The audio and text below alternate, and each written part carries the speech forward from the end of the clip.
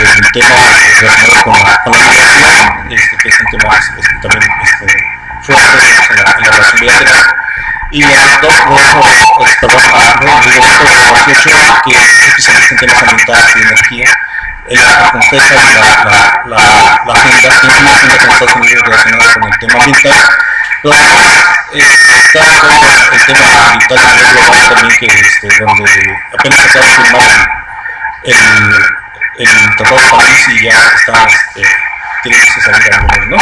Hay unos planteamientos problemáticos sobre los cuales queremos tocar. Al final también hay un tema específico que tiene que ver con la aprobación de la iniciativa que legaliza el uso recreacional de la marihuana en California, que tiene algunas implicaciones sobre todo para California, pero por supuesto también para México, porque además ya son 28 estados que tienen aprobado el uso de la marihuana en Estados Unidos. Entonces es una tendencia que de alguna manera también toca a México en términos de la política hacia esta droga específicamente.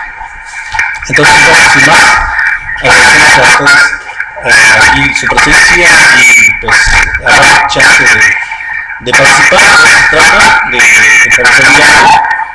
Y en primer lugar pues, va a participar con 10 minutos cada uno, vamos a hacerlo así. Va a tomar la palabra el doctor Víctor Alejandro Espinosa.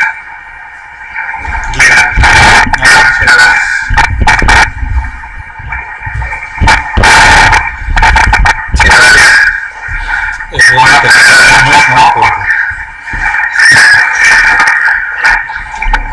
porque nos acompaña. Sería esta iniciativa tiene un hecho importante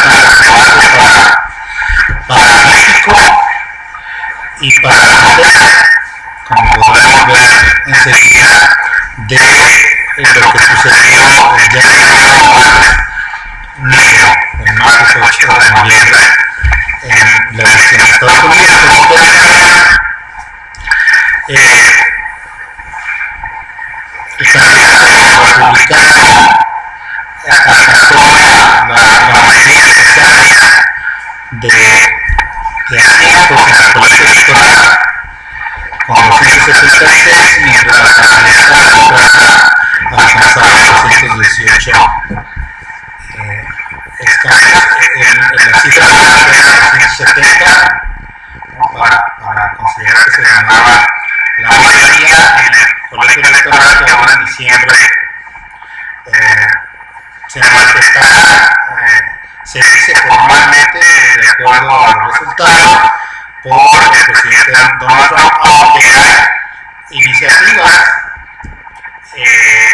a partir de las movilizaciones ciudadanas de los últimos tiempos en muchas de las ciudades norteamericanas, de que el colegio electoral tome en cuenta el voto popular, que obtuvo más votos, más de 1 millón de votos Hillary Clinton, situación que por lo demás se había dado ya en el año 2000, cuando Al Gore obtuvo más votos populares que George Bush Jr., pero que finalmente el colegio electoral determinó que sería el presidente de la República Bush y ahora el caso del candidato republicano. Este es un asunto, digamos, que ya empieza a ser planteado como una necesaria revisión al sistema electoral norteamericano. Se debería, pero que los estudios han demostrado que el voto tiene diferente peso. Es decir, hay estados en los que se requieren menos votos para ganar un asiento en el colegio electoral, mientras que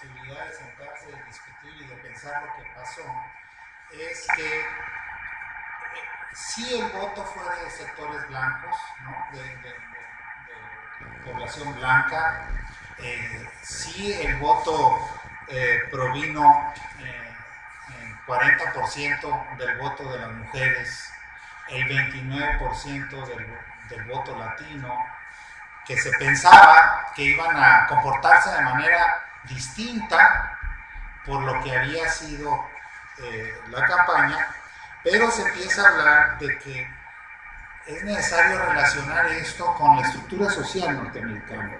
Y, por ejemplo, en este cinturón de Trump, se dice que hay un gran descontento entre la clase media, que había votado por Obama y que ahora se manifiesta a favor de Trump, por las políticas justamente de los últimos años y que habían golpeado a la clase media. Ponía hace rato de ejemplo en la clase que tenía con mis alumnos que, por ejemplo, el sistema norteamericano educativo por ejemplo, el sistema de UC castiga a la clase media en términos de posibilidades de acceso a la educación. Y entonces, en una reunión que tenía el fin de semana, se veía claramente, en términos de las becas, que para ser beneficiado, para poder ingresar y tener beca en este sistema, o necesitaba ser rico y tenía los recursos para pagar, o necesitaba ser muy pobre. Pero que la clase media, una familia por arriba de los $80,000 de ingreso anual, no podía ser beneficiario de estas becas. Y este sector de la clase media que se siente agraviado con las políticas de Obama, se dice que se manifestó a favor de Donald Trump. Este es un análisis, por ejemplo, que estaba haciendo recientemente Federico Esteves del ITAM, ¿no? Por sectores sociales, cómo se manifestó, y me parece muy interesante. No quiero tomar más tiempo. Yo creo que está en discusión el modelo de sistema electoral, pero dejo una preocupación para el conversatorio. Es decir, ya se dieron estos resultados, pero la pregunta es, ¿qué vamos a hacer como sociedad? ¿Qué está haciendo la sociedad norteamericana? Pero el mensaje más importante, ¿cuál es el plan B del gobierno mexicano frente a esto? Y esta es una de las preocupaciones mayores que se tienen en este momento. Si basta con menospreciar o subestimar los efectos de una elección y un resultado como este, o si se requiere un plan B con decisiones firmes para encararlo. Hay un asunto que también quiero dejar como preocupación y que tiene que ver, y seguramente Rodolfo lo va a tocar por el tema, que son el tema de las deportaciones y la promesa de los 3 millones de deportaciones que se empieza a hablar, pero algo que como estrategia me parece de lo más maquiavélico. Es decir, alguien se preguntaba si estos 3 millones de deportaciones que se están prometiendo iba a ser ir a las casas y aprenderlos y echarlos. Por ejemplo, los 740,000 jóvenes que se les conoce como los DACA, ¿no? Que son aquellos jóvenes inmigrantes que llegaron muy chicos, que nacieron en México, pero que llegaron de la mano de sus hijos, crecieron, estudiaron en Estados Unidos, están perfectamente fichados. Y se decía que eran el principal objetivo, que sabían en dónde están y van por ellos. Pero algo que se empieza a hablar es el fenómeno de la autodeportación, que me parece más trágico. Es decir, hacerles la vida imposible a los indocumentados para que decidan salirse del país. Y esto tendría mucho menores costos para el gobierno norteamericano, ¿no?, que la deportación masiva. Entonces, estamos hablando de una situación muy trágica, terrible, ¿no?, de hacerles la guerra ahí donde estén para que decidan salirse del país. Esto lo dejo ahí, y ya me tomé el tiempo. Muchas gracias. Yes.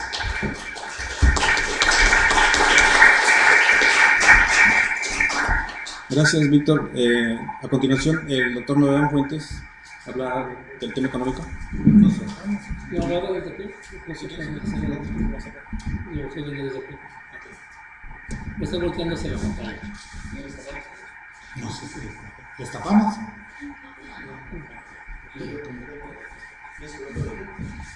Ahora puedes poner.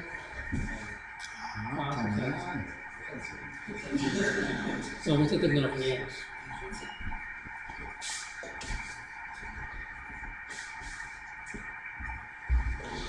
Buenos días a todos. A mí me va a tocar hablar de los efectos económicos y voy a basarme en una presentación de PowerPoint para hacer más eficiente, digamos, el uso del tiempo. Ahora vamos a darle a Fabián tiempo para que ponga la...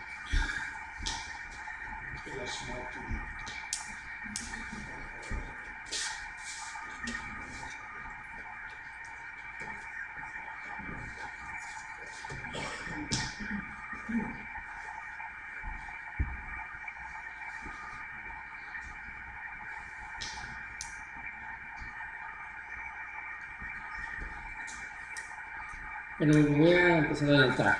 Básicamente quiero agradecer la oportunidad de discutirlo.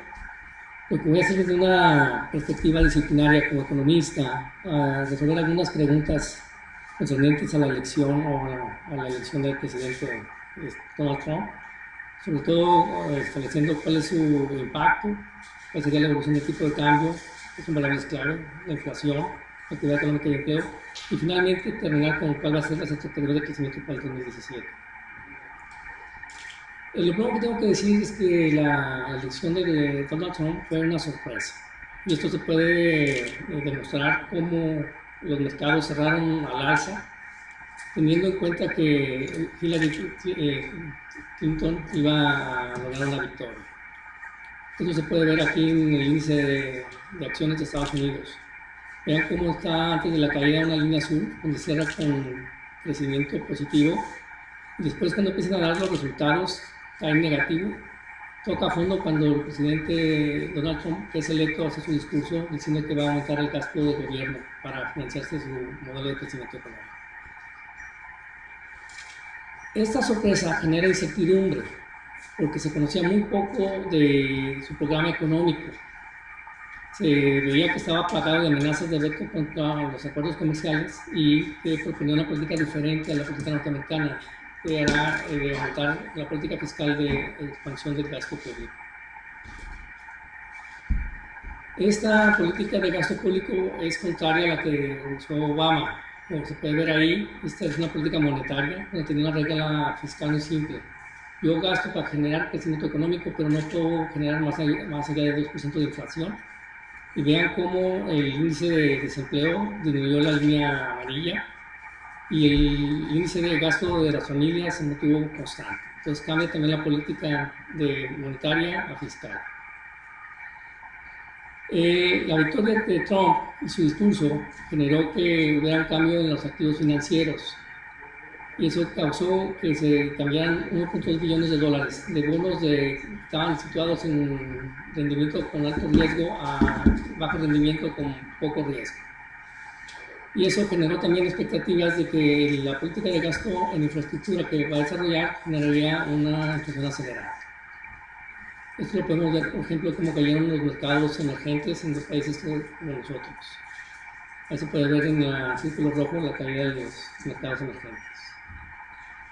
En el caso de México, al aumentar, digamos, al haber un cambio de la composición de cartera de activos de alto rendimiento con alto riesgo a bajo rendimiento con bajo riesgo, aumentó el endeudamiento del país. Y eso hizo que aumentara el tipo de cambio a 20 pesos por dólar. Se aumenta.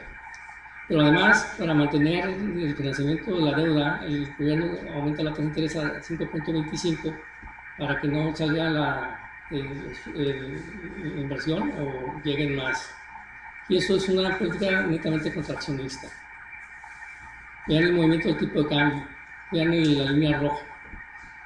La línea roja brinca más que en la mayor crisis de este siglo, que es en 2008. Y lo más interesante o lo más trágico es que la línea sigue para arriba y nunca baja. Los impactos para la frontera. El impacto más importante a nivel de regiones está la frontera, porque aquí se realizan el 50% de las transacciones con dólares. Sin embargo, digamos, el efecto neto para la frontera es ambiguo porque de estas transacciones económicas es un balance de los ingresos y gastos de compra-venta de mercancías, actividades turísticas, transferencias y remuneraciones, es decir, entran y salen dólares. Pero el impacto económico para los residentes es negativo. Si se modificara el Tratado de Libre Comercio, nosotros somos la región más vulnerable, porque la base económica de la frontera estaba centrada en industrias manipuladoras de origen norteamericano, y el 70% de los empleos son generados por estas industrias. Finalmente, las expectativas económicas para el 2007. Vean, ahí tengo las del Banco de México, las de instituciones como Bancomer o las de OCDE. Y en todas muestran un panorama crítico que se va a agudizar más porque si nosotros generamos un crecimiento económico por menos de abajo del 1.5% de crecimiento de PIB, o no generamos un superávit en el déficit presupuestario, las calificadoras nos van a calificar como deuda basura. Entonces, la situación es crítica. Los indicadores reportados establecen que tenemos un panorama crítico y por ello, como dice Víctor, es necesario replantear una nueva agenda nacional y fronteriza de desarrollo económico. Gracias.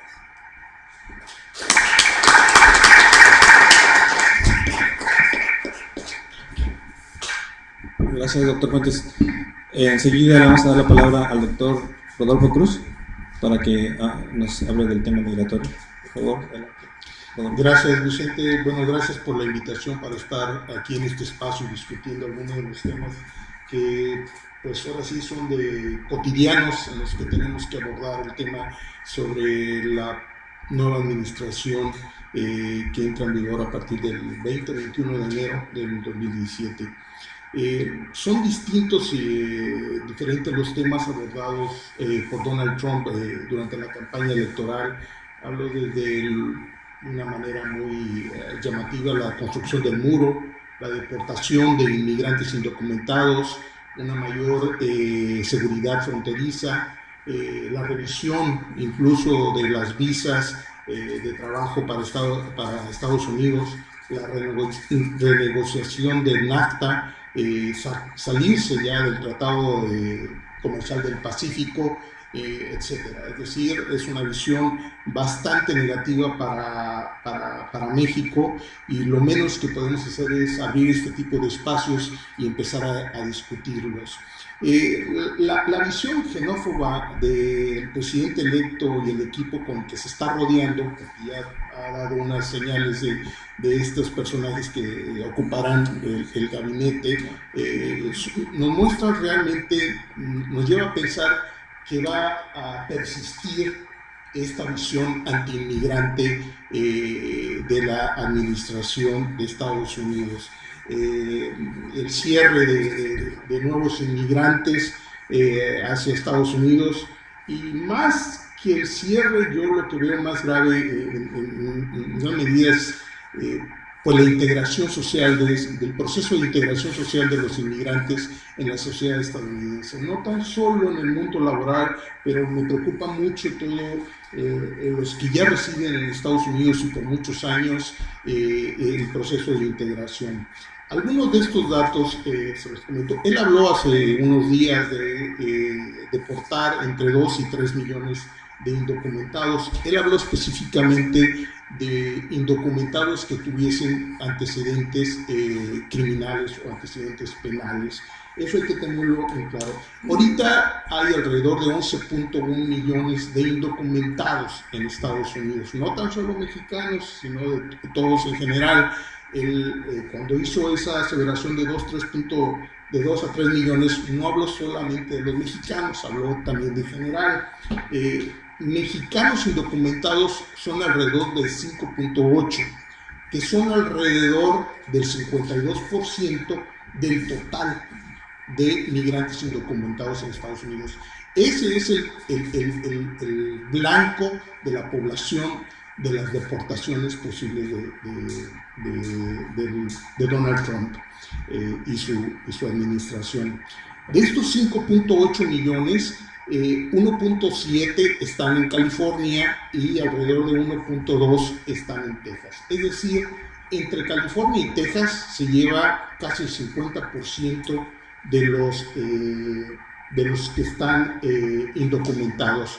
Muchos de ellos, por información del Pew Hispanic Research Center, 2/3 partes, o sea, 66% de ellos, de estos indocumentados, tienen más de 10 años viviendo en Estados Unidos. Es decir, son personas que ya tienen una familiaridad con el sistema, que no tan fácilmente pueden dejarse manipular por la nueva información que está saliendo. Hay toda una visión muy pesimista. El líder republicano habló también después de Trump, también hace unos días, Paul Ryan, el senador Paul Ryan, que volvió a ganar otra elección más, y él comentó que antes de irse a las deportaciones y a la revisión de visas, el principal tema que estarían abordando es el de la seguridad fronteriza. Me parece que ahí es donde va a estar el peso en un primer momento con respecto a una mayor infraestructura, una mayor vigilancia, un mayor control y sellamiento de la frontera. No creo que vaya a ser la construcción de un nuevo muro, además de lo que ya existe, pero sí el incremento de un presupuesto fuerte, no tan solo de la frontera física.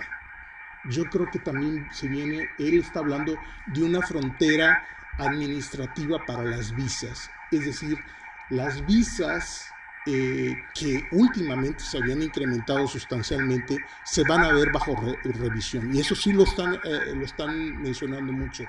Ya no habrá quizás, o el número o las cuotas que se tiene del tipo de visas para el trabajo se van a reducir o se van a controlar y a vigilar de una mayor medida.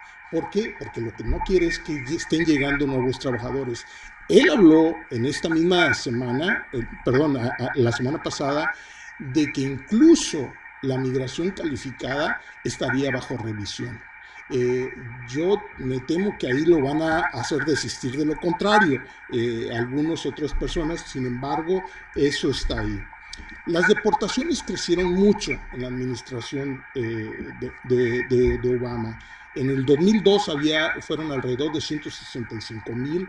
En el 2009, cuando se apogió la crisis, creció a 391,000. Incluso después llegó a su pico en el 2013, siendo alrededor de 435,000 deportaciones. En el 2014 se redujo a 414,000 y se prevé que en el 2015 venga una pequeña reducción. Yo creo que las deportaciones ya se trae un ritmo de deportación muy fuerte. Del 9 al 14, la administración Obama deportó 2.2 millones. Es decir, es el que más ha deportado. No creo que se vayan a detener las deportaciones, más bien van a continuar. Probablemente para seguir llamando la atención se enfaticen en ciertos lugares de trabajo o incluso en lugares, en domicilios particulares para mostrar. Yo creo que la administración Trump sí seguirá deportando una gran cantidad de inmigrantes y, como él lo menciona, de inmigrantes con antecedentes penales. Con respecto a los de DACA, que son alrededor de 360,000 jóvenes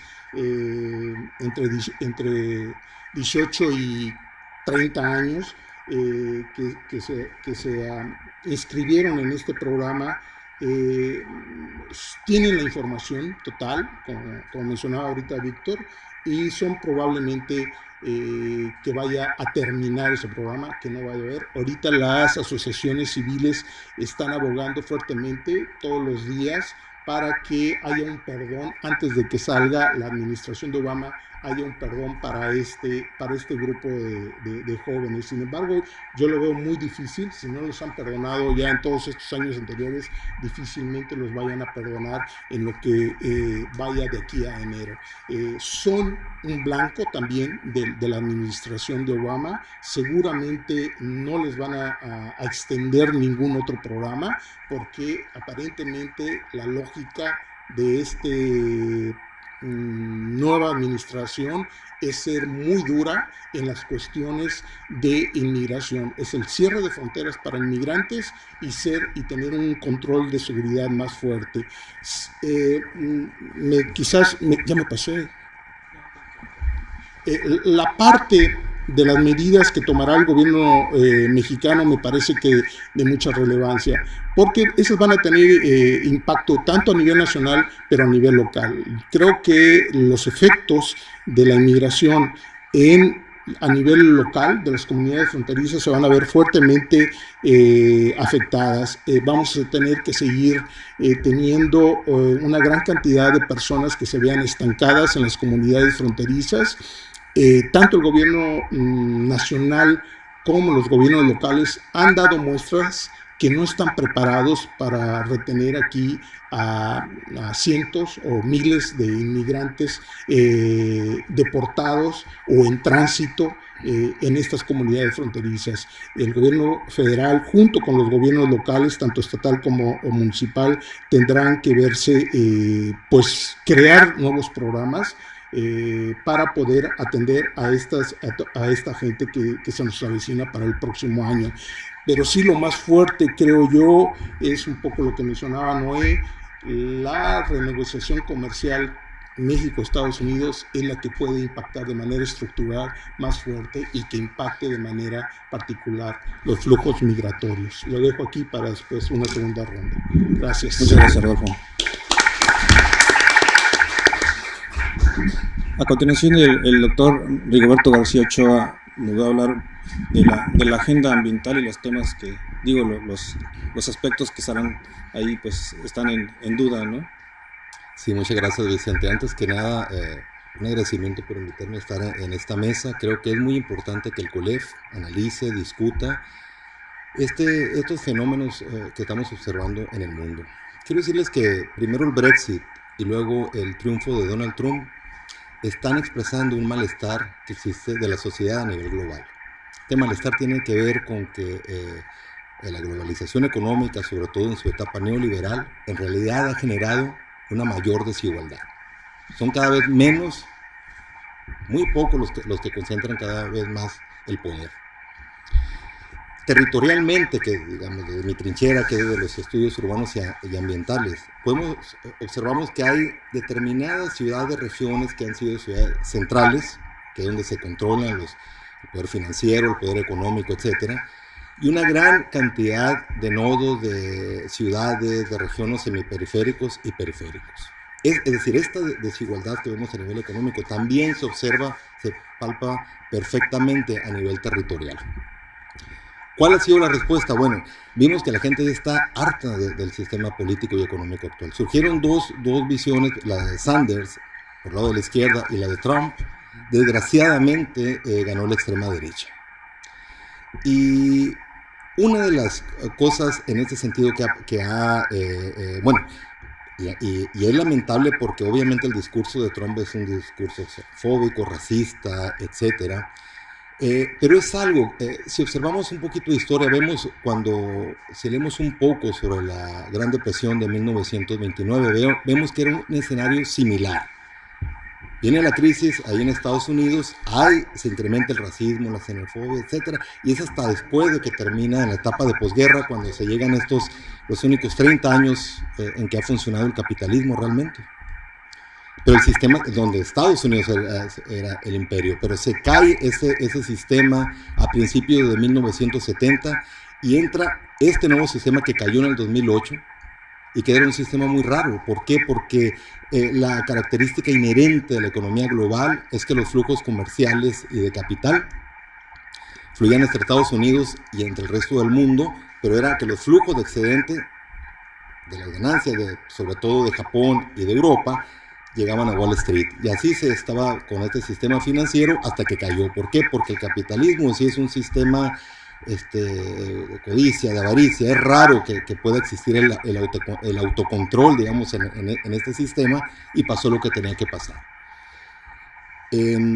En el tema energético de cambio climático, que es la línea principal que yo analizo, observo cómo es perfectamente palpable esto que les acabo de comentar, como un producto, como una derivación de estos problemas del sistema del capitalismo global.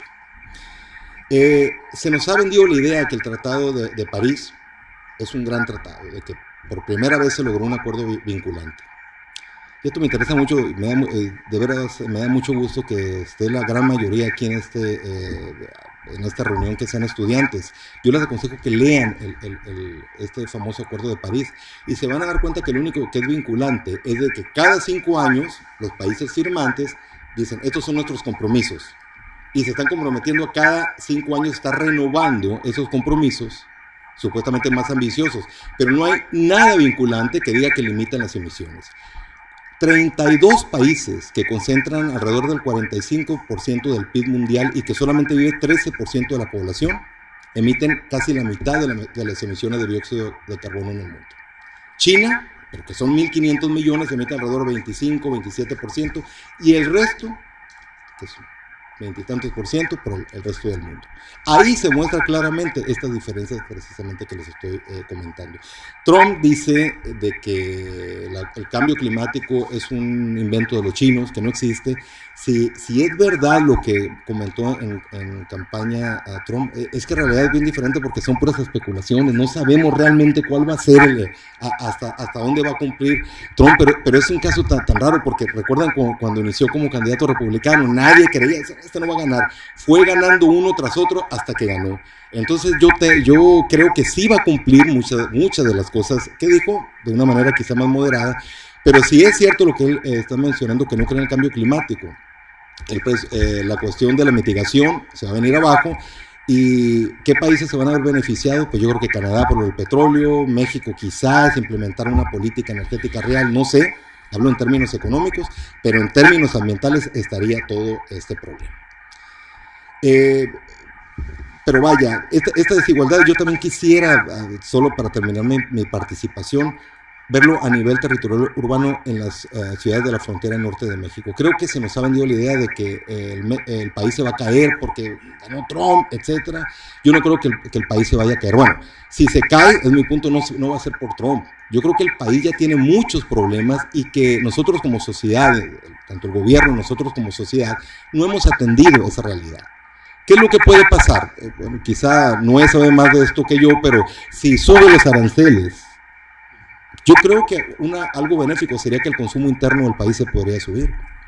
Ahora, el expertise que ya han logrado en algunos sectores económicos en la ciudad de la frontera norte es importante. Tijuana es un caso muy especial. Hay ciertos sectores que se han especializado, ciertos servicios, por ejemplo, el asunto de los médicos. Hay un turismo médico que si lo trasladamos a turismo de salud en Tijuana y en otras ciudades de la frontera norte, creo que podría ser una gran oportunidad también para desarrollar y para poder equilibrar, digamos, los posibles o potenciales problemas económicos y desigualdad que pueda haber. En ese sentido, yo creo que nosotros debemos hacer nuestra tarea. Y no sospecho que el gobierno mexicano va a tomar como bandera esto lo de Trump para quizá justificar muchas de las cosas que no ha hecho. Entonces, más que estar, mi postura es... y sobre todo ustedes que están estudiando, que están la mayoría de ustedes haciendo una tesis, un trabajo de investigación, es que seamos críticos y que pensemos quizá más que como sociedad civil, cómo es que podemos solventar esta situación. El mundo vive una aporía. Las certezas se están desvaneciendo y creo que nosotros tenemos que tratar con creatividad, con inteligencia, ver cuáles van a ser esas oportunidades que a nivel territorial, a nivel urbano, nos pueden hacer crecer, desarrollarnos más, no con la visión típica de desarrollo occidental, sino con un desarrollo más equitativo, más igualitario, para que podamos solventar esta situación. Creo, como dice un ambientalista latinoamericano, Nicolo Gligo, necesitamos hacer esta visión crítica precisamente, como dice él, para que la maleza no nos impida ver el bosque. Muchas gracias.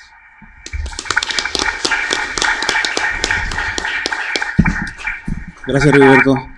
Bueno, miren, finalmente yo voy a hablar muy poquito realmente porque se salió esto un poco ya marginal en todos los temas críticos, digamos, de la relación con los Estados Unidos. El tema de la aprobación de la iniciativa 64 en California para la aprobación del uso recreativo de la marihuana está ahí y curiosamente han preguntado a muchos periodistas de otros países o incluso de México sobre qué va a pasar, ¿no? Entonces hay muchas especulaciones también en términos de qué va a pasar con México. Recordamos que la iniciativa de Peña Nieto en el Congreso para incrementar el gramaje del uso de la marihuana en México está estancado en el Congreso. De hecho, los grupos conservadores lo tienen bloqueado.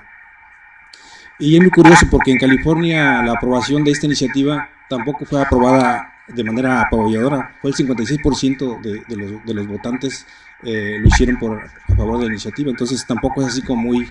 Creo que hay también cierto conservadurismo en ese sentido. Pero bueno, ya está aprobado. Pero está aprobado bastante regulado también el uso de la marihuana. Es decir, que hay ahí, la iniciativa se aprobó y ahora son 28 estados. El asunto aquí es que es el primer estado fronterizo con México que tiene la aprobación del uso recreativo, aunque este uso implica en las regulaciones que es para mayores de 21 años y que van a hacer un uso privado de la marihuana. No está permitido usarlo ni en el auto, ni en la calle, ni en lugares, e incluso les da una prerrogativa a los empresarios, a los empleadores, para que ellos mismos apliquen una política a sus empleados en términos de antidoping y control de drogas, de uso de drogas al interior de sus establecimientos. Entonces, eso. Por otro lado, también es el uso de una onza o hasta 8 gramos concentrados de cannabis. Entonces, bueno, eso. La parte, digamos, que es interesante también es que hay un impuesto del 15% y esperan captar entre 800 y un poco arriba de $1,000 millones anuales por esta comercialización, digamos, de la marihuana. Los usuarios pueden cultivar hasta 6 plantas para uso personal.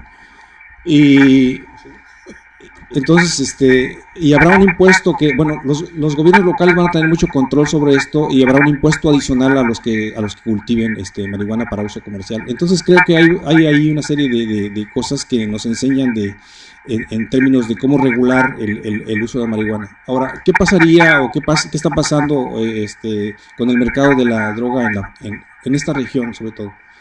La marihuana, en las capturas de marihuana por parte de las autoridades venía decayendo. Desde hace 10 años había una tendencia a la baja en la captura de marihuana, lo que implica que el mercado se ha venido modificando. Si nosotros vemos las noticias que salen con regularidad en la región, lo que más se está capturando son drogas sintéticas. Entonces, de hecho, no es casual que la violencia asociada a este tipo de actividades está muy relacionada con la disputa por un mercado, con un nuevo agente, digamos, de estos que viene introduciéndose en la zona y que se dedica a la comercialización de esas drogas sintéticas. Pero además en Estados Unidos también se modificó el mercado de consumo de drogas y ahora hay una epidemia que le llaman la epidemia de la heroína, donde México juega un papel importante. Entonces también en ese sentido las rutas de la heroína y eso se han modificado en México también, y la oferta, digamos, de drogas se ha venido modificando. Entonces la preocupación que hay en la región ahora es que eventualmente va a haber más marihuana porque se desactiva el incentivo para poderla exportar de manera ilegal a Estados Unidos, dado que ellos lo van a cultivar de forma legal y quizás la pueden etiquetar incluso con algunas certificaciones que les dan ciertas calidades a la marihuana. Por supuesto, entre la regulación implica que la marihuana no se va a poder comercializar, por lo menos la que está en el mercado de California, hacia otros estados de la Unión. Entonces, no habla nada de México, pero entre los estados no se puede comercializar. Y la preocupación acá es que va a haber más marihuana y que incluso podría revertirse el flujo, es decir, en vez de ir hacia el norte, venga hacia el sur la marihuana, lo cual no sabemos qué tan probable sea porque el mercado de la marihuana también es reducido en la región, es relativamente reducido. Hay, de hecho, las autoridades y los centros de adicciones están más preocupados por el consumo, los consumos de drogas sintéticas también, o sea, son más altos que las de marihuana. Y lo otro es de que ya no va a haber el incentivo, diríamos, para la exportación, se podría quedar. Entonces esa marihuana podría quedarse en el mercado local, es lo que dicen. Entonces el abaratamiento de esa droga en un primer momento pudiera hacer que hubiera más exposición. Sin embargo, bueno, también es cierto que los grupos más vulnerables a la iniciación en el uso de drogas son grupos relativamente jóvenes. Después de cierta edad ya es muy difícil que se inicien en el uso de drogas, y entonces ahí creo que el país sí ha tenido, junto con la sociedad civil, una actividad importante en temas de prevención de adicciones. Entonces creo que si fortalece esa política del fortalecimiento de la prevención de adicciones, pudiera de alguna manera contener, por lo menos contener, el que no se profundizara el inicio y el uso de este tipo de drogas. Entonces, por otro lado, está el precio de la marihuana en California. No es tan accesible tampoco, entonces, y al tipo de cambio que estamos teniendo va a ser muy selectivo también el que puedan acceder los jóvenes. Por otro lado, buena parte de la población joven de Tijuana tampoco tiene documentos legales para cruzar a Estados Unidos para adquirirla, ¿no? Entonces hay como una serie de situaciones que hacen compleja el acceso para la población mexicana a la droga producida y comercializada en California. Como quiera, quedan aquí muchas posibilidades para la especulación y darle pues, vueltas al análisis. Muchas gracias.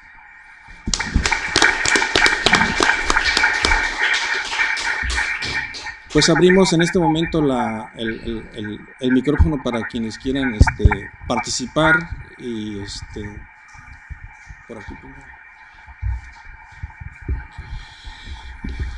Si es pregunta, nos dices a quién, por favor. Buenas tardes, ya son tardes. Para el señor Fuentes y también para el señor Cruz, sí quisiera saber si podríamos tener como indicadores sobre cuánto es la dependencia que tiene, por ejemplo, Baja California con Estados Unidos en cuanto a lo que exportamos. Hace unos momentos platicabas con el secretario de Economía y nos decía que anualmente estamos hablando de unos 40,000 millones de dólares. Entonces, no sé si también lo que Baja California compra en insumos pueda ser representativo, ¿no? Como para no, es decir, que con estos cambios de política que pueda ofrecer o advertir Donald Trump, pues también Estados Unidos le pierde, ¿no? Si el territorio mexicano deja de comprar los insumos. Bueno, lo más te voy a decir, el Tratado de Libre Comercio implica alrededor de 3.500 millones de dólares por año. Son 3.500 millones de dólares por año. Y por minuto cruza $1 millón por la frontera. Por minuto. $1 millón cruza. Por minuto. Son 3.500 millones de dólares al año. En la frontera. Es lo que representa el volumen de comercio exterior. Bueno, entonces no sé si nos puedas como abonar un poco más en cuanto a... También hay cierta dependencia entonces de Estados Unidos hacia nosotros. Sí, claro, porque el Tratado de Libre Comercio lo que exige es que sean insumos del área. Y el 90% de los insumos son traídos de Estados Unidos. Baja California le agrega el 1% de insumos a la industria maquiladora, que es trabajo. El resto son insumos norteamericanos. Pues a pesar de que hay, digamos, impactos, lo que tenemos es un presidente republicano con visión proteccionista y que puede afectar, digamos, estos volúmenes de comercio exterior. Y la pregunta para el señor Cruz, hablabas sobre la visa para el trabajo. Precisamente ayer Donald Trump subía un video, ¿no? Ahí en redes sociales donde hablaba un poco sobre las políticas que iba a tener y efectivamente hablaba sobre las visas de trabajo, de que se iban a reducir porque iban a dar prioridad a los trabajadores de Estados Unidos.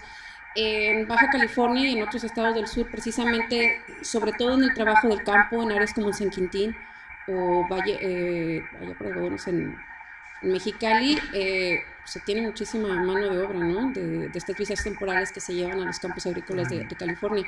No sé si tendremos algunas cifras para poner como en contexto cuál es como el impacto, ¿no? Directo.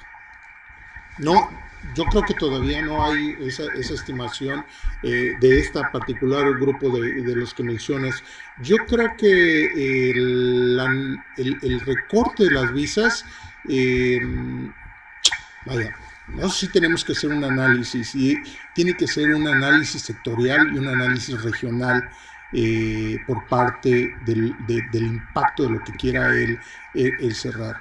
Las visas que más han crecido son las H1B, que son la parte de servicios. La parte de agropecuarios, del sector agropecuario, no ha crecido mucho, pero han sido de las más protegidas. Yo veo muy difícil que el gobierno, incluso de Donald Trump, quiera afectar las visas de los trabajadores de agropecuarios. ¿Por qué? Porque ya se ha mostrado que ese trabajo usualmente no lo hacen los nativos estadounidenses, ya se ha demostrado, y que economías como la de California dependen un 70-75% de la mano de obra de inmigrantes mexicanos. Me parece que ese tipo de visas no se va a ver afectado. Sí, las visas que más han crecido, que son las H1B, o las visas del Tratado de Libre Comercio, que son las visas TN, esas sí se van a ver particularmente cerrado, porque lo que quiere él es nuevamente proteger cierto tipo de industrias en Estados Unidos. Él han mencionado la industria automotriz, la industria del acero y de transformación. Y por eso está mencionando a aquellas visas que son para migrantes calificados, que también se verían perjudicados. Eso no lo sabremos hasta que no tengamos bien un análisis regional y sectorial. Pero todo esto es especulaciones, porque otra fuerza interna dentro del Partido Republicano es el líder. Y el líder dijo, primero nos vamos a ir sobre la parte de seguridad, no vamos a abordar el tema migratorio. A mi modo de ver, como viene Trump, y que siempre, incluso el gobierno mexicano dice, demos el beneficio de la duda, no. Yo creo que a estas alturas del partido el beneficio de la duda para un señor como Donald Trump y su equipo que está formando sería un error. Yo creo que hay que iniciar con nuevos programas en México para proteger en lo más posible. Ahorita, en estos momentos, está llevando una reunión de cancilleres centroamericanos y mexicanos en Guatemala. Inició ayer, hoy continúa, precisamente para ver qué tipo de alianzas pueden hacer entre el Triángulo del Norte, Honduras, Salvador y Guatemala, y México en conjunto, para poder detener un poco lo que se viene el próximo año. Ya en una primera información, notificación de esta reunión de Guatemala, mencionan que se va a venir creo que en Texas en enero. Se va a dar una reunión de los 50 consulados mexicanos, más las representaciones de los países centroamericanos, un foco para hacer bloque y ver qué tipo de cuestiones. Ya este nuevo equipo de Trump dijo que el Transpacífico, ese ya se cerra, se pierde totalmente. Lo que sí es muy importante es la renegociación, que Peña Nieto creo que lo quiere decir modernización de NAFTA. Ese sí, ese va a tener un impacto mayúsculo, un impacto en el empleo en México, va a tener un muy fuerte impacto en la frontera, y yo creo que ahí es donde deben de tener también algún tipo de contingencia, programa contingente del gobierno mexicano. Bueno, yo tengo una especie de comentario duda, creo que va dirigida para Víctor y Rodolfo. Yo quisiera ser un poco más cauta con los comentarios. No soy experta en política estadounidense, pero estamos hablando como si el presidente Trump fuera todopoderoso.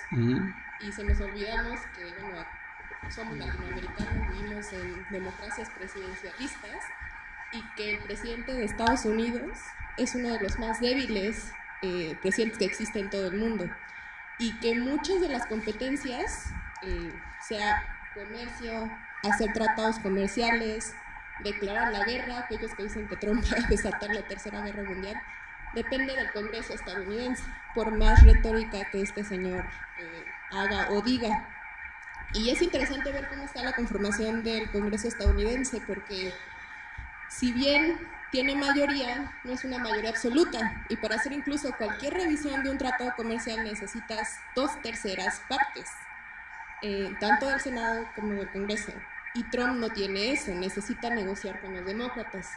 Además, yo también sería muy cauta, porque si bien Paul Ryan está apoyando a Trump en cuestiones de seguridad fronteriza, no creo que todos los republicanos apoyen a Trump y no todos serían, o sea, no todos lo apoyarían en cuanto a la revisión del NAFTA y eso. Entonces yo sí quisiera, no sé si Rodolfo o Víctor pudieran hablar más sobre los poderes que tiene Trump para actuar unilateralmente. Según yo, solo puede hacer perdones hacia crímenes federales, y quizás en ese sentido sí nos viéramos afectados en cuanto a las deportaciones, bueno, y de los DACA, ¿no? Incluso las deportaciones es materia legislativa. Por otro lado, yo creo que una revisión del NAFTA sería muy buena para México, tanto en cuestión laboral e incluso ambiental. Entonces, estoy, no sé, como mostrando otra cara de la moneda de que quizás no todo sea tan malo y quizás Trump no sea todopoderoso. Y finalmente otro símil con México y Estados Unidos es que es una democracia federal, ¿no? Los estados tienen mucha autoridad, incluso la Suprema Corte también. Entonces hay que ver cómo juegan los pesos y contrapesos y las coaliciones legislativas en el Congreso. Pero esa sería mi pregunta, como desde estas materias, ¿qué sí puede hacer Trump solito y qué no puede hacer Trump solito? No, yo comparto tener una visión cautelosa, digamos, pero tampoco subestimando lo que significa, digamos, el panorama con el gobierno de Trump, sobre todo en el tenor de lo que decía Rodolfo. Si vemos a quienes está anunciando, digamos, para ser parte de su equipo, y todavía no destaca ningún moderado, digamos, ¿no?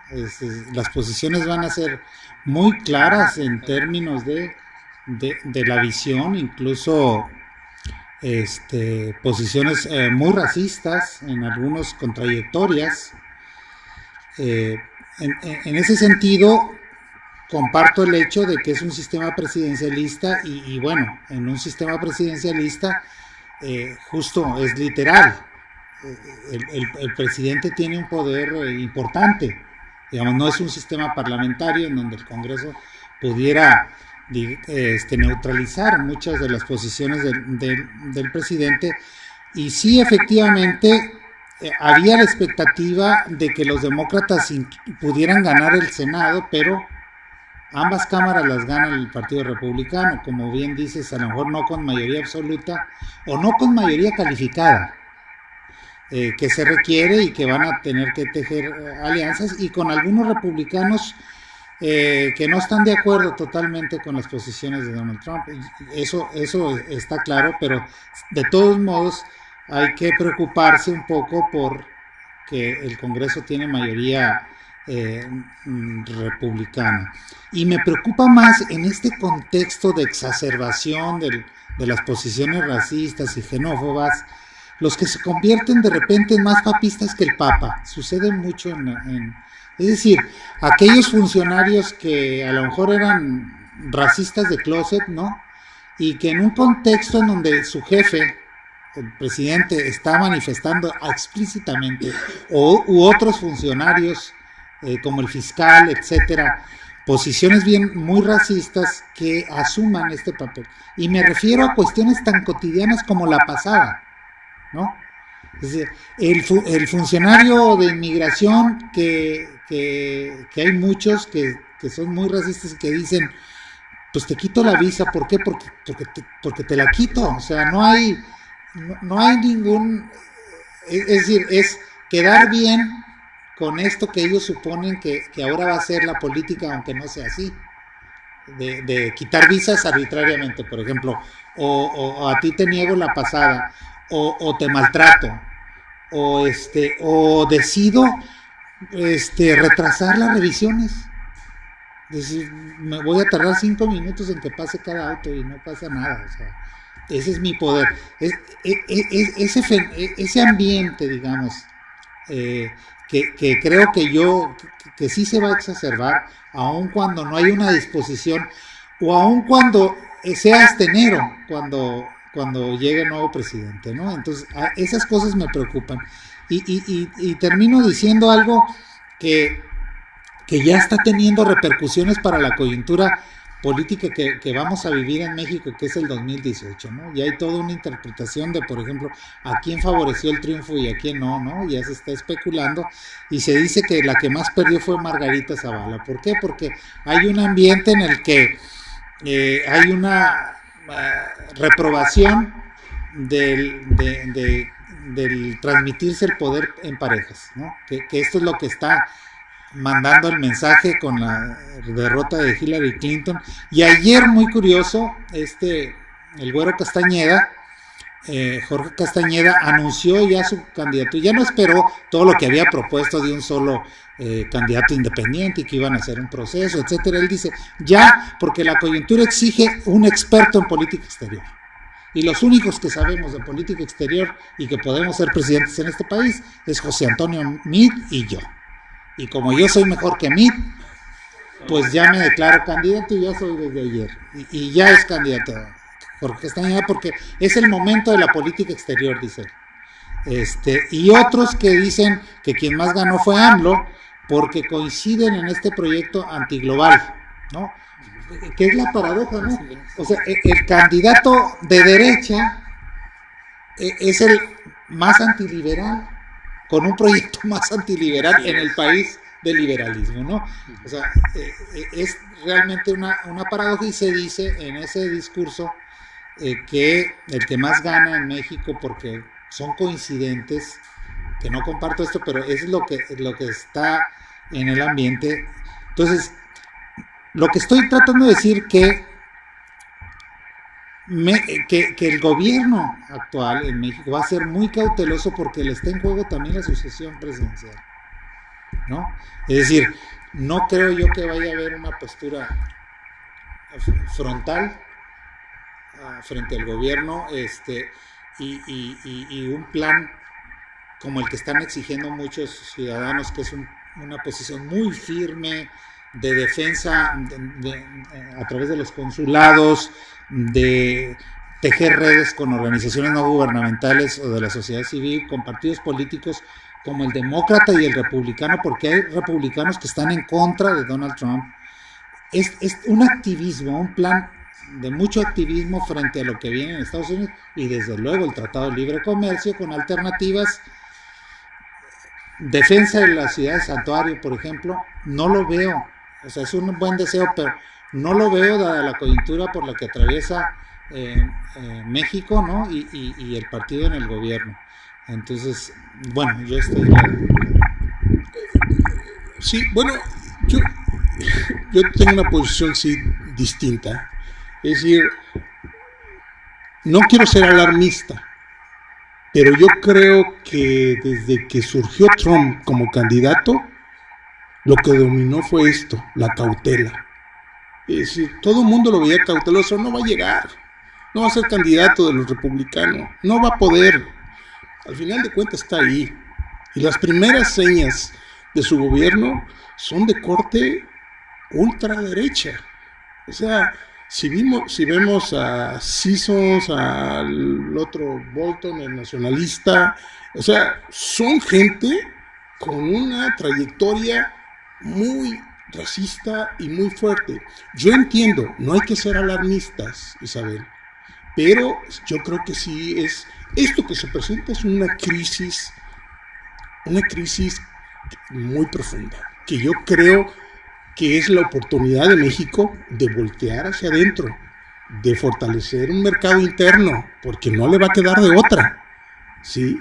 Yo creo que sí, la modernización o renegociación del NAFTA puede ser benéfico, pero yo creo que a lo mejor no es tan favorable para México y que es necesario voltear hacia adentro. Pero voltear hacia adentro con los salarios que tenemos es difícil. Yo creo, sí, por eso mismo, Noé, creo que seguir esperanzados a tratar ese neoliberalismo por parte de que sí, todo lo que ustedes quieran los vamos a favorecer, me parece que es ya nuevamente erróneo. Sí, la parte de migración se viene muy difícil, y de los primeros afectados van a ser estas comunidades fronterizas. No quiero ser alarmistas, pero ya hemos estado viendo estos meses pasados todo el problema que tienen las comunidades fronterizas por la migración de tránsito, por las deportaciones, o sea, y el gobierno mexicano no ha dado vistas de que tenga estrategias muy claras de atender a miles de migrantes que están pasando por estas comunidades. Entiendo que puede ser muy difícil fortalecer un mercado interno, pero a lo mejor no le queda de otra a México.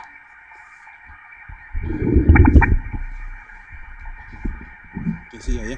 Buenas tardes. Bueno, felicidades a todos. Las 5 participaciones fueron brillantes, muy interesantes. Por afinidad académica le preguntaré sobre el doctor Noé. Son varias preguntas, espero ser un poco paciente. Bueno, ha sido un año muy turbulento, ¿no? En muchas situaciones, sobre todo lo económico. Precios de petróleo, Brexit, Donald Trump, ha estado un poco crítico el asunto. Doctor, este año, ¿cómo califica usted la labor de Banxico en cuanto a no solo la figura grande que tiene literal, que es Carsten, sino la Junta de Gobierno, ¿no? Porque él no decide solo, ¿no? Son 7 personajes que se reúnen y son los encargados de política monetaria en este país, no tanto en el sentido de inflación, que si vemos los datos, pues ha rendido buenas cuentas en inflación, sino por el asunto de tipo de cambio, ¿no? Esa es la primera. La segunda, en diciembre se reúne la FED y un día después se reúne Banxico. Probablemente Banxico es seguidor de lo que FED hace, ¿no? Si FED sube la tasa, Banxico le seguimos, ¿no? Cosas así. ¿Cuál cree usted que sea la postura de la Reserva Federal en esta reunión que vaya a tener en diciembre en relación a la tasa de interés? Porque seguramente Banxico y muchos más pues seguirán esa condición. Esa es la segunda. La tercera. Por ahí alguna vez escuché en alguna conferencia una analogía que México está muy norteado y muy mal orientado, haciendo relación de que 8 de cada 10 pesos van para acá y no hemos volteado al gran horizonte asiático, China, Singapur, Japón, Corea del Sur, economías que hace 20, 30 años estaban abajo de nosotros y que hoy lejos nos superan. ¿Cree que es el momento histórico de realmente ya no voltear tanto al norte y dar una vuelta a oriente a ver qué hay por allá? Y digo, con todos los asegúnes culturales y demás que existen. Y ya la última. Con esta generación de datos y este momento histórico que se vive, se avecina un trabajo del doctor Noé en cuanto a simulación dinámica con todo esto que está suscitando.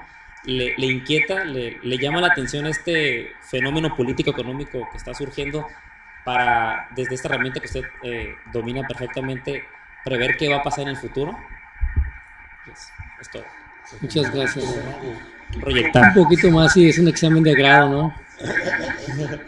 No, mira, el mejor funcionario que hay en México es Agustín Carsten y la mejor política que se ha desarrollado en el periodo de Peña Nieto es la política monetaria encabezada por él. Lo que ha hecho el Banco de México es tener un sistema de tipo de cambio flexible y hacer las que son las ventas de dólares en el corto plazo para mantener la estabilidad del tipo de cambio. Ahorita lo tiene que soltar porque no le queda de otra, si no va a haber un ataque especulativo contra las reservas internacionales que se han caído en los últimos años.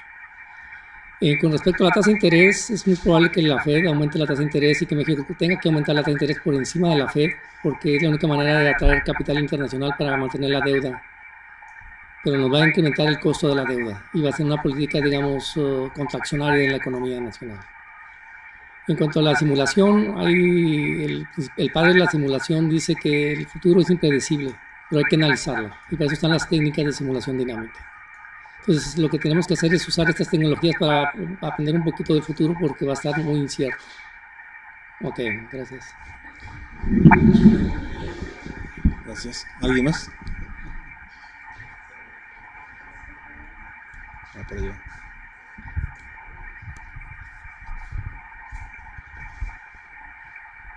¿Qué tal? Buenos días.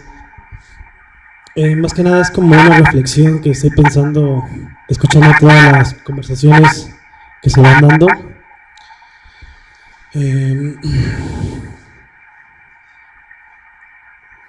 ¿Qué hemos hecho nosotros como sociedad, como mexicanos, para permitir que elecciones de otros países nos afecten?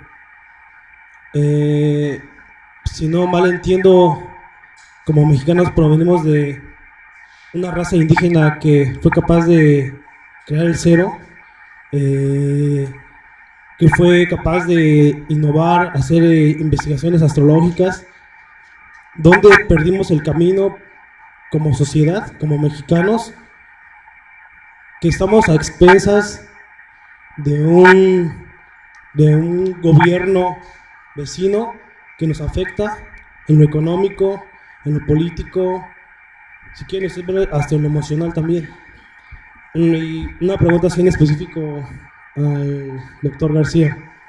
Mencionaba usted que era una oportunidad para desarrollar capacidades regionales y locales. Mi pregunta, no lo cuestiono, pero ¿cómo se puede dar eso si como mexicanos no tenemos buenos niveles educativos? Si tú quieres desarrollar un programa o un proyecto de desarrollo local y tu sociedad no tiene las capacidades intelectuales, ¿cómo poder hacerlo? Entonces, es la reflexión y la pregunta y pues ¿qué estamos haciendo nosotros? ¿Dónde está el compromiso? ¿Dónde está ese conocimiento que se genera aquí? ¿Cómo lo podemos llevar a la sociedad para dar solución a esos problemas? No sé si ya se perdió la ética profesional. Por ahí va más o menos la discusión. Pues, gracias. Bueno,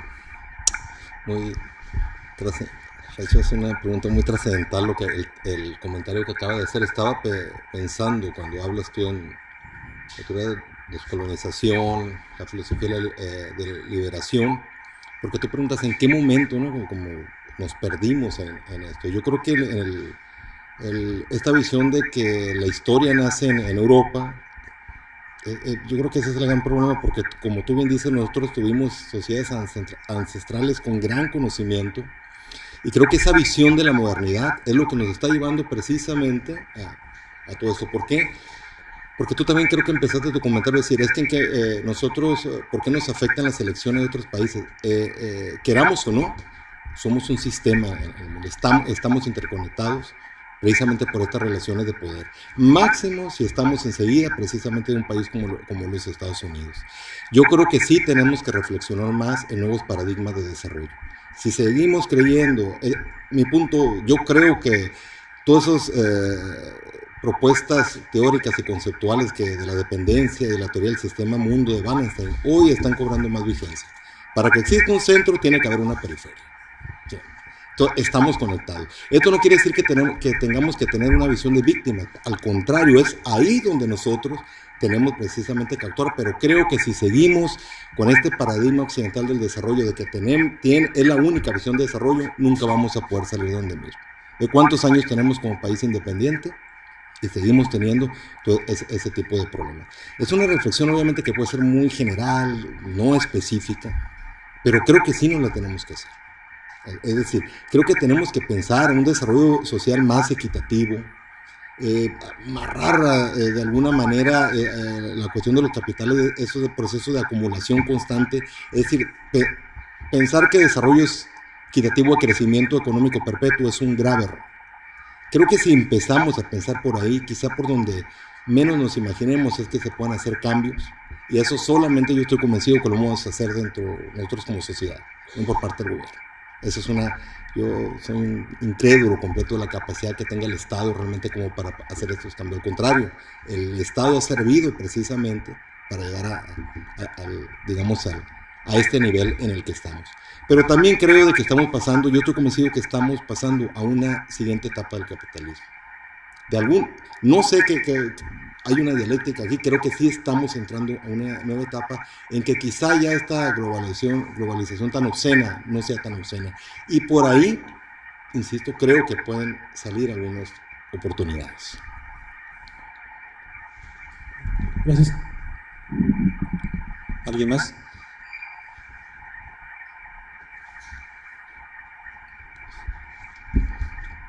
Tú, Víctor. Me quedé pensando también un poco en lo que decías, Isabel, de que Estados Unidos es un país federal. Y creo que eso ayuda bastante, ¿no? O sea, cómo explicar la población de la marihuana en 28 estados, ¿no? Y para uso recreativo en California ya era medicinal. Imaginemos en un federalismo como el mexicano, impensable que en Baja California lo hubiéramos aprobado el consumo para uso recreativo y no en otras entidades. O sea, ese es un claro ejemplo y eso nos permite incluso pensar tratando de pensar de manera optimista para el futuro. Si yo pensaba, bueno, no es lo mismo ser vecinos de California que ser vecinos de Texas, ¿no? O sea, como que al menos sirve para tranquilizarnos un poco, ¿no? Pero en términos del panorama, lo que implica la devaluación o este sistema de suspensión de visas, etcétera. Yo escuchaba a un periodista en la Ciudad de México en un panel el otro día que decía, bueno, no importa que nos quiten las visas, dice, aquí está mi visa. Entonces yo decía, este cuate no entiende nada del país, o sea, no entiende de las diferencias, lo que implica una visa en la frontera a lo que implica tener visa en la Ciudad de México y venir una vez al año, o sea, pero estamos acostumbrados a pensar así el país y yo creo que pensar de manera diferenciada es muy importante en estos momentos. ¿Cómo hacerle? Pero aún así, para la frontera, pues el panorama, desde mi punto de vista, es bastante pesimista, a pesar de que tenemos esta vecindad con California. ¿Cómo hacer frente, por ejemplo, a una devaluación con este empleo tan precario? El otro día me puse a revisar de ocioso, o no sé, o buscando trabajo, la sección esta de la sección comercial del periódico y sacaba en conclusión que la oferta del empleo en Baja California, en Tijuana, era de un promedio de 1,500 pesos semanales, lo que se oferta de empleo. Subía un poquito para aquellos egresados, etcétera, con ciertos conocimientos técnicos, pero tú dices, bueno, ante un efecto inflacionario, ante un efecto de una devaluación, ¿qué se puede hacer con estos niveles de precariedad en el empleo, ¿no? Los que tienen empleo. Entonces sí estamos,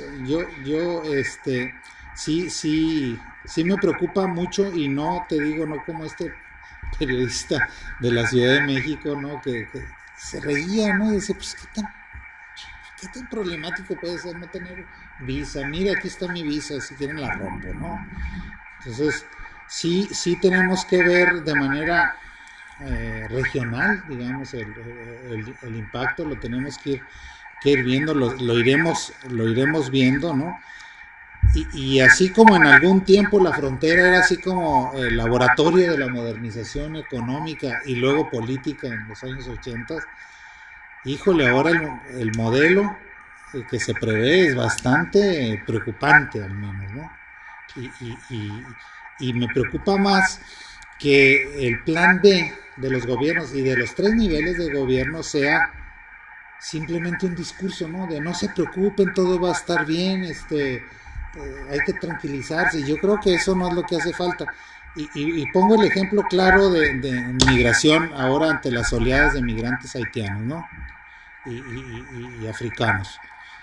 Las organizaciones de la sociedad civil se acercaban a nosotros, y los que trabajan en albergue del padre Chava, etcétera, que estaban desbordados, estaban en una crisis y que estaban llegando oleadas. Y por el otro lado el gobierno del estado diciendo no pasa nada, todo está bajo control, ya se están yendo, no se preocupen. Y cuando uno escucha a un funcionario de Estados Unidos que el programa cambió de visas humanitarias a asilo humanitario y que esos haitianos, 70 haitianos que les dan una ficha para una probable para una entrevista, van a tener dos destinos: o pasan los requisitos, cumplen los requisitos de un asilo humanitario que son muy altos, o los vamos a prender para deportar. O sea, se van a ir a entregar. O sea, creen que se sacaron la lotería con su cita, y lo que están haciendo es, porque dice, Estados Unidos ya cerró ese programa. Entonces, la esquizofrenia, ¿no? De que te están diciendo de que la cosa está muy difícil, ¿qué van a hacer con las oleadas de inmigrantes? Y los gobiernos no haciendo prácticamente nada. Esa es la preocupación, de que sí se requiere de un nuevo activismo gubernamental frente a lo que se viene, ¿no? Bueno, yo creo que estamos ante un gran reto también sigue teniendo un gran reto entender a la sociedad y el sistema americano para nosotros los mexicanos y para nosotros aquí en estas instituciones, ¿no? Para entender los procesos que ocurren ahí, y también por lo menos para resolver en primer lugar, bueno, nuestras dudas, pero también para plantear situaciones de soluciones probables ante situaciones como las que se van presentando. No recuerdo si el New York Times o el Washington Post publicó un mapa donde están los intercambios por millones de dólares con cada estado de México, con cada estado de la Unión Americana. Vi una entrevista que le hacían a gente de las empresas, encabezados por la Cámara Americana de Comercio, donde ellos están haciendo cabildeo con sus contrapartes americanas.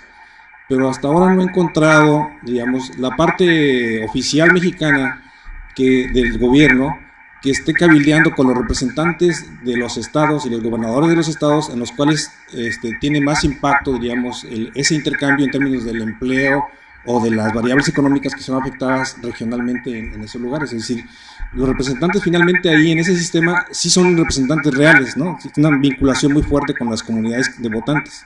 Entonces, de alguna manera, digamos, esa parte, digamos, hasta ahora no está tan visible del lado mexicano de cómo está trabajando en términos del cabildeo con los representantes de los distritos y de las ciudades que están vinculadas muy estrechamente por los intercambios comerciales, donde se generan los 6 millones de empleos que se presume que el NAFTA genera en Estados Unidos. Entonces, creo que es una parte de las cosas que exigiríamos y deberíamos exigir al gobierno mexicano, que fuera más activo en ese espacio, donde es perfectamente permisible en Estados Unidos que se haga cabildeo con los representantes en el Congreso, ¿no? Entonces yo creo que es una parte, digamos, que hasta ahora, por lo menos, yo no lo alcanzo a percibir. Yo también concuerdo contigo que una de las omisiones de la política exterior de Peña Nieto es que no ha hecho el cabildeo que hicieron, por ejemplo, cuando fue el embajador Jorge Montaño, que estaba en Washington, ¿no? Y que se negoció el NAFTA. No hemos visto este despliegue de personal del Servicio Exterior Mexicano cabildeando con los legisladores, y creo que es algo que tienen que hacer desde ahorita, porque es ahí como pueden prevenir muchas de las cosas, en vez de alarmarse por Trump o tomar actitudes proteccionistas de fomentemos el consumo interno, etcétera. Y lo más triste es que no solo no se está fomentando el cabildeo, sino que están reduciendo el personal. Creo que había salido una nota que nos habían enviado a todos los investigadores del colegio. Están reduciendo el personal para la asistencia consular en Estados Unidos. Entonces yo creo que el análisis tiene que ir más como qué puede hacer el gobierno mexicano al respecto.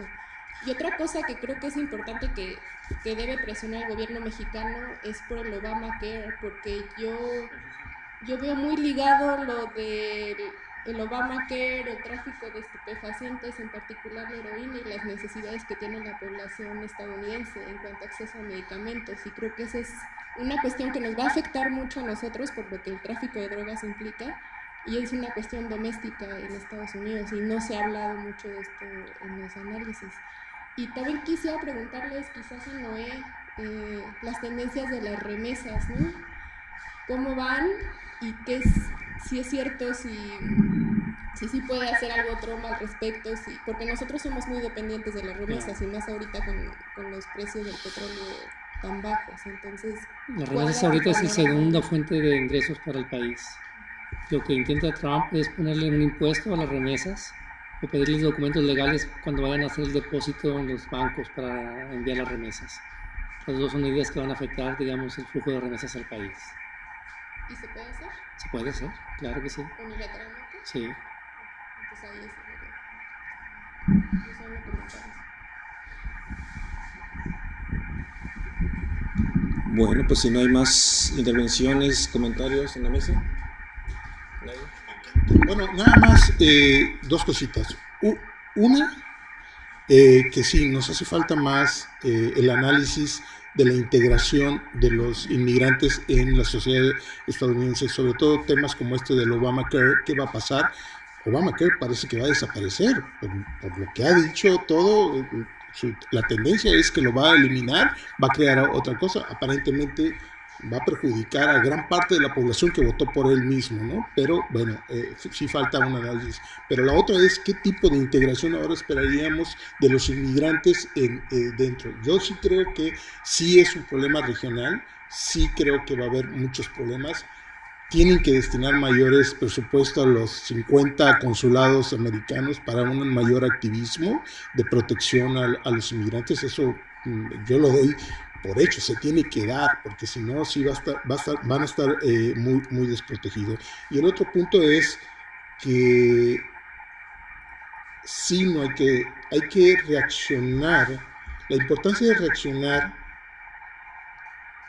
con datos, con realidades que se nos presenten, y no en base a percepciones, porque eso puede dañar mucho de lo que estamos haciendo.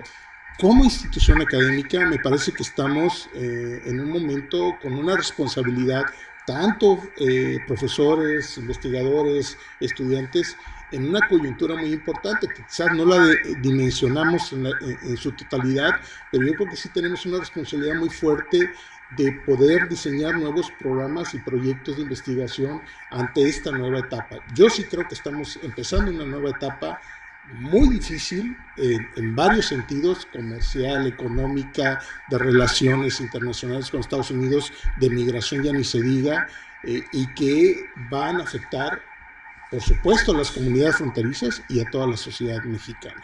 Entonces ahí lo dejo. Muchas gracias a todos los colegas que están acá en la mesa y a ustedes por asistir aquí y conversar con nosotros. Gracias.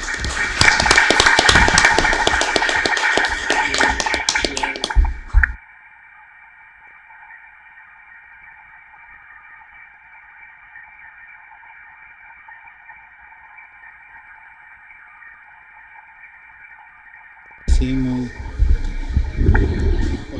¿Quién habla? ¿De grupo qué? No, mire, es que estoy en una reunión. Otro día, sí. Gracias.